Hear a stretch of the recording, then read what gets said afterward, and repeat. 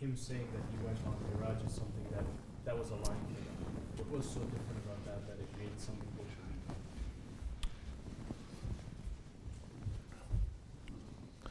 be? First, you have to understand this is a people just like the people of this Zaman. Always look to us. People of the first Jahiliyyah,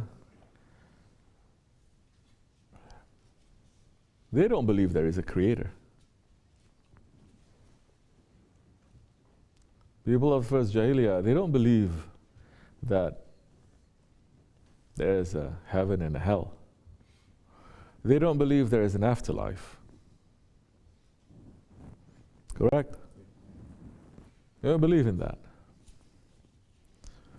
Their understanding of something that is supernatural is very low, very common. You understand? It is just superstition. That is the nearest that they get to something other than the material world. Correct? Okay. For them to believe that there is an Allah, that there is going to be a life after death, is something that is so difficult for them. Wasn't it? Impossible. Just like today. Majority don't believe. Well, I don't know if we're going to come back. There's no proof, they're saying. No one has ever died and come back. And I said, you idiot. So many they have done that.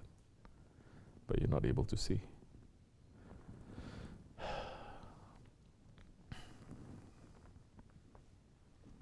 So now, to hear that the Holy Prophet ﷺ, that within one night, within, let's say, a split second, because the Miraj, although he traveled from Mecca to Qudus, making so many stops along the way. From Qudus, door was open for him to go to the different skies and the different heavens, and reaching to Sidratul Muntaha, and then to be beyond that, to be in the presence of Allah subhanahu wa ta'ala, traveling for Allah saying what? 4 times 40,000. Doesn't matter. Hundreds of thousands of light years traveling, staying there with his Lord, and then coming back, and then going through the paradises again.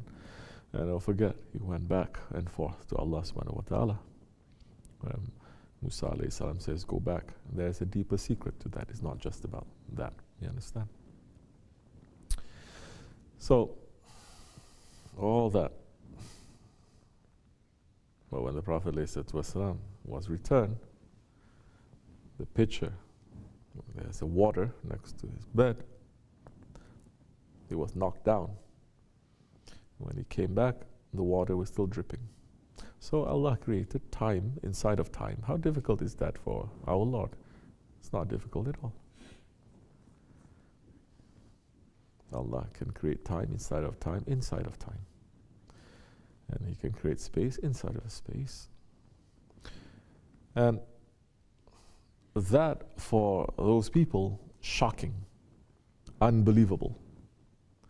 Because there are people, like the people of today, they are just running after their own senses and satisfying their own senses.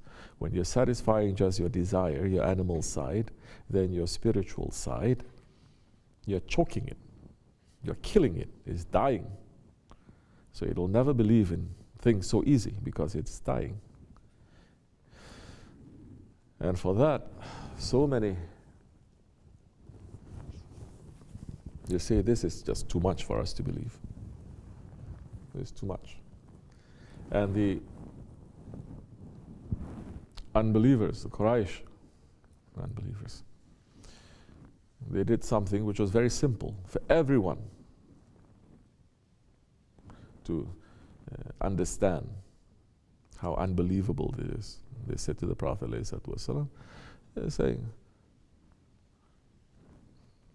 take 1 foot up, pick up 1 foot. And he did. And he says, now pick up the other foot. Prophet ﷺ put 1 foot down and pick up the other. He says, no. They said, you claim that you went here and there and you cannot even put 2 feet up. He says, no, I'm not claiming. I'm going. He says, I'm claiming my Lord took me. Which the surah is saying that Allah took. Now that is another her secret there. Allah taking is different. You going is different.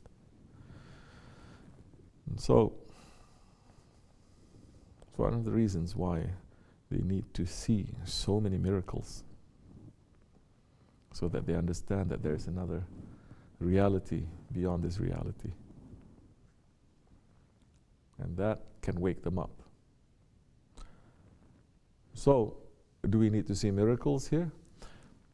Even if miracles are shown, people's hearts in the Akhir Zaman, majority they're completely sealed. They say, we see this on YouTube. What's so great about this? We see this, we see this, we see this. Yet they are chasing after. And don't forget that Dajjal is going to come with those miracles too, that people are chasing after. People will still believe that. Because now Hazrat Mahdi alayhi salam, like we said, is going to bring the law. He's going to bring out the lost traditions of the Prophets alayhi salam. People are not going to like that. Even if Hazrat Mahdi alayhi salam is going to show miracles, they're not going to like that because it's making them to be more tight. They say we cannot just go and let our egos to be wild. We like this. Who cares if we show miracle and we have to have our ego to be tight? Shaykh Afeni showing so many karamat, and then later he's tying their ego, and they don't like it. And then they wait until he passes. They wait 1, 2, 3, 7 years until he passes, and now they want to be loose. I said, go ahead. We don't want people who are weak too. Huh? Just like that sheikh now. It fits. Once upon a time there was a sheikh, and there was a sheikh that he could work so many miracles, and his murids are thinking, why is our sheikh keeping his karamats and his power so secret? If more people know, then it's better. More people can come and serve our sheikh. Just a few murids he has around him, and the whole society is looking at him like he's nothing. So the sheikh knew what the murids were thinking, and the sheikh was trying to make them to understand. And one day when they were eating together, yes, there was a time when the sheikhs used to eat together with the murids. Now it's become a little bit different. The sheikh needs to eat with the murids. Murids need to look at the sheikh. At least once a week, if not once a month. If not.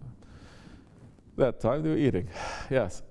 And there were some bones from the chicken that was in front of the sheikh.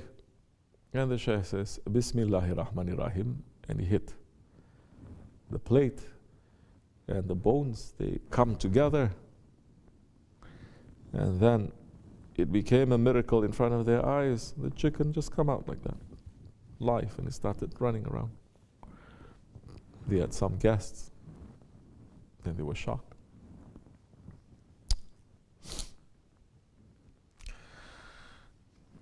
The murids start speaking about this miracle. The guests start speaking about this miracle. They say, you know, this one sheikh is so great, he can do this. He can bring the dead back into life. Before you know it, 1 week later, when the sheikh was sitting down, his dargah usually had 5, 7 people. Now it's filled up with hundreds of people. They're all wanting to see this miracle from the sheikh. The sheikh looking around, look at his murids, giving them a hard look like this. Putting his head down, he started eating. They were eating and they were watching. Bismillah ar-Rahman ar-Rahim. The sheikh was eating Bismillah ar-Rahman ar-Rahim. With every mouthful, must say. After a while, the Shaykh was eating, he moved his body a little bit, and then he let go one. How they say in America, to let one rip. Correct? Something like that. People were shocked. You know how it is, especially with Turkish people. With Turkish people, they see you eat with their hands, they get very disgusted. Especially the way that people are going to eat their hands, not according to Sunnah, but according to how they eat, like this, like this. They put in their beards, they lick their hands like this. They say, oh, very bad, right? Now you imagine the Shaykh that has a reputation of being so holy is able to work miracles, is able to raise the dead to life, and he's eating and he's farting. The people got very disgusted. They said, did you see that? Is this possible? Terrible stuff. They said, this is disgusting. They started to leave. They all left cursing at the Shaykh, saying he's a fraud, he's this, he's that. And when the Shaykh continued eating, not saying anything, when he looked up and saw his own murids, just 5 of them, it's just seated around him. And he's saying, don't you see, my son? Those who are going to come through one clap, like this, because he was clapping the table to make the chicken to come alive, says they're going to leave with one fart.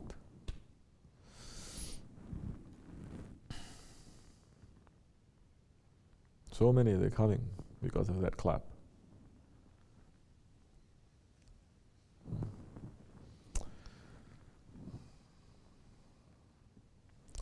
It should not be. We're not coming for that. Besides, what is the Shaykh trying to say?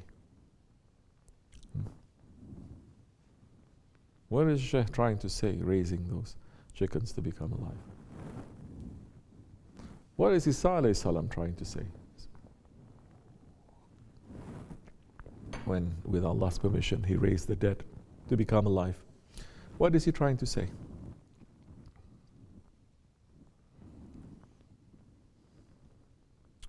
Isa alayhi salam raised the dead with Allah's permission.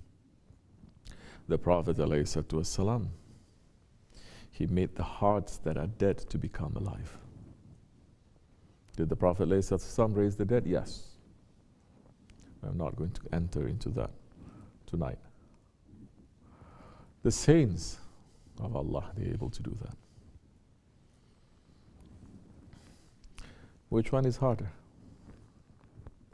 Which one is harder, to bring the meat and the bones to become alive, or to make the heart that has been dead, to bring that to life? So this is what we should be concentrating on. First, understanding how our hearts are dead, and then knowing what is it when it becomes alive, what it must beat with.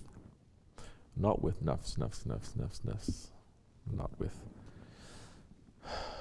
your hawa, but with Allah. Inshallah. We'll speak more about this, but we need proper circumstances also. Because some of you are very tired. This kind of talk is also very heavy, because whatever is coming down is heavy. And we have to put it properly.